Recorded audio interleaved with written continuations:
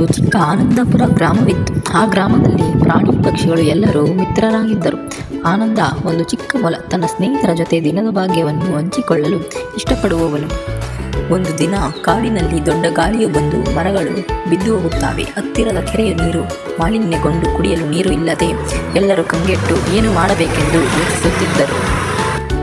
ಆಗ ಮೊಲ ಆನಂದ ಹೇಳುತ್ತಾನೆ, ನಾವು ಎಲ್ಲರೂ ಸೇರಿ ಕೆಲಸ ಮಾಡಿದರೆ ಮಾತ್ರ ಈ ಸಮಸ್ಯೆಯನ್ನು ಮುಕ್ತಾಯ ಮಾಡಬಹುದು. ಆನಂದ ತನ್ನ ಸ್ನೇಹಿತರ ಮಂಕಿ, ಮಯೂರ, ಹಸು ಮತ್ತು ಕಾಗೆ ಇವರನ್ನು ಕರೆದೊಯ್ಯುತ್ತಾನೆ.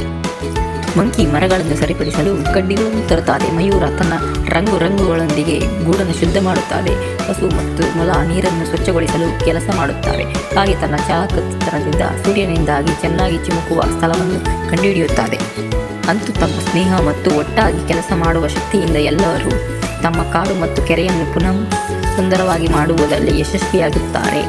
ಈ ಕಥೆಯಿಂದ ನಾವು ಕಲಿತಿದ್ದು, ಸ್ನೇಹ ಮತ್ತು ಒಂದಾಗಿ ಕೆಲಸ ಮಾಡಿದರೆ ಯಾವುದೇ ದೊಡ್ಡ ಸಮಸ್ಯೆಯನ್ನು ಪರಿಹರಿಸಬಹುದು ನಾವು.